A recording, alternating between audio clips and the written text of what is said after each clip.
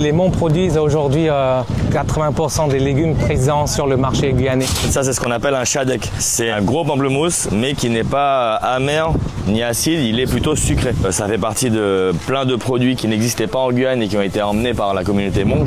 On est sur le marché de Supéco, sur la ville de Cayenne. C'est le point de vente des agriculteurs de cacao, Irakubo, Regina. Là, actuellement, j'ai récupéré l'exploitation agricole de mes beaux-parents. Ils étaient arrivés en même temps que les premiers Hmong. Aéroport de Cayenne-Rochambeau, le 4 septembre 1977. Ils sont fatigués par le voyage, mais aussi et surtout par les nombreuses épreuves qu'ils viennent d'endurer, la guerre d'Indochine, puis celle du Vietnam.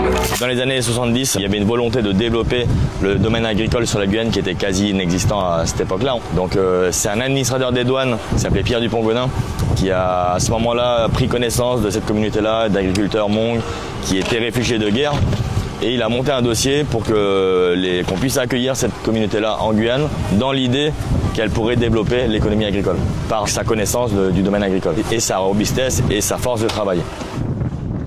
Ils ont atteint le fond de la misère et ils sont prêts à faire tout ce qu'ils peuvent pour en sortir. Sous escorte militaire, les 45 pionniers sont directement conduits sur le site inexploité de cacao en pleine jungle. Ça va?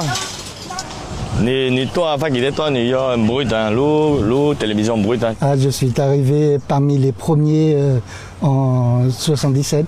J'avais l'âge de 11 ans et demi et c'est très difficile parce que on est arrivé ici la nuit et c'est les militaires qui sont venus nous chercher à l'aéroport pour nous emmener jusqu'à Cacao dans le camion de militaires.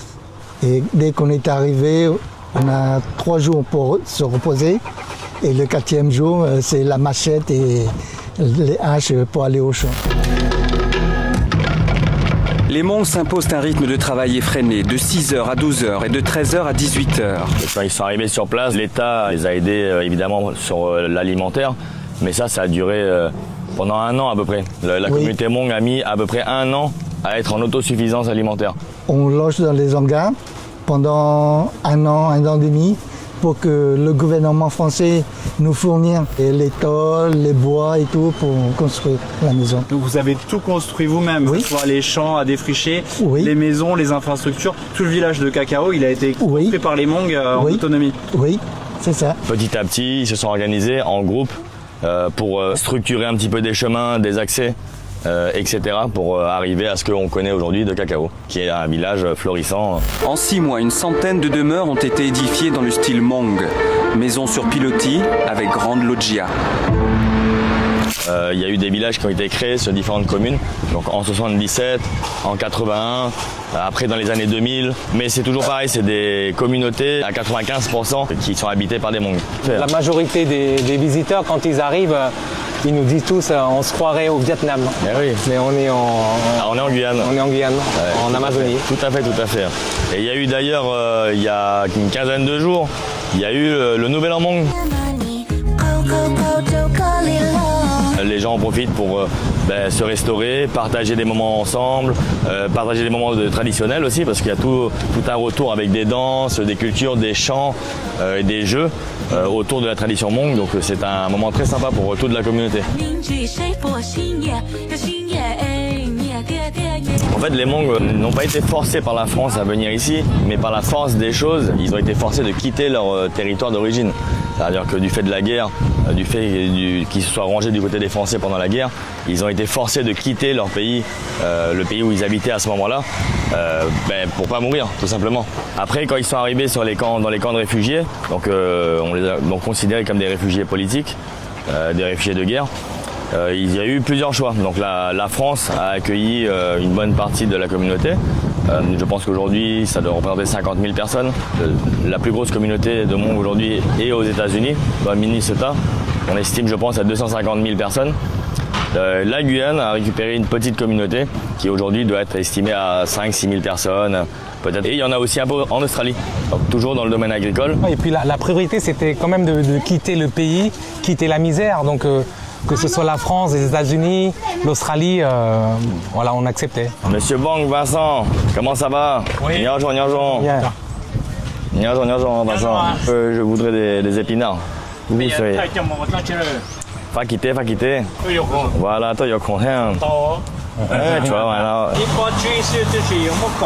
Ipochi, hop, tiens, moi, hop, C'est quoi comme langue? c'est le Hmong, donc c'est la langue de parler de la communauté, donc c'est un dialecte, je dirais plutôt qu'une langue. Et ça, ce sont de très beaux épinards cultivés avec amour par Monsieur Bang Vincent et sa femme, qui sont des agriculteurs Hmong de la première génération. Eux, ils sont de la commune d'Irakubo. Oui.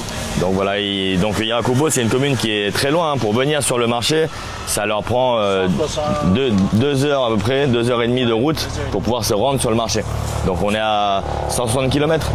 Tu as quoi sur l'exploitation? Tu as des citrons? Pareil pour... Il y a beaucoup de choses. Hein. Mais pourquoi il ne vient pas beaucoup de choses? Parce que c'est la saison.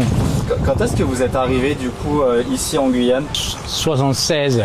Je vis comme ça avec tous mes fruits. Je suis content avec.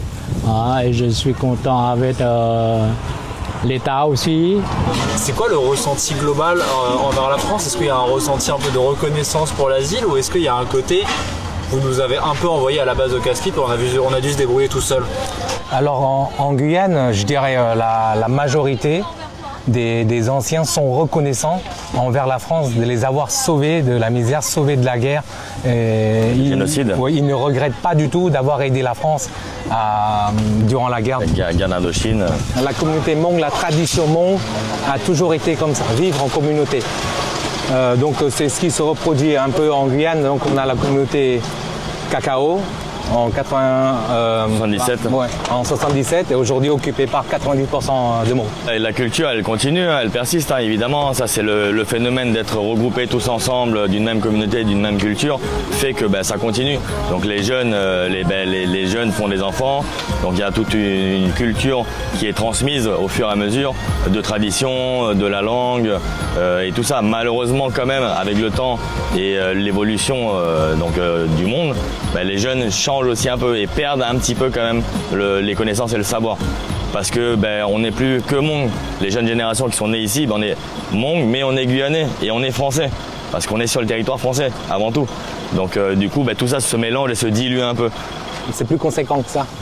Ah, c'est plus rapide. Oui, alors dans les années 50, lorsque les jésuites sont arrivés, donc on a perdu déjà notre religion. C'est des pratiques culturelles qu'on a déjà perdues à moitié. Il ne reste que la langue. C'est ça. Et nos enfants, malheureusement, perdront aussi la langue. Ouais, aujourd'hui, on jongle avec les deux cultures, les deux manières de se comporter en communauté. On jongle avec tout ça. C'est vrai que les jeunes, ils parlent de moins en moins le Hmong. Hein, oui, c'est malheureux.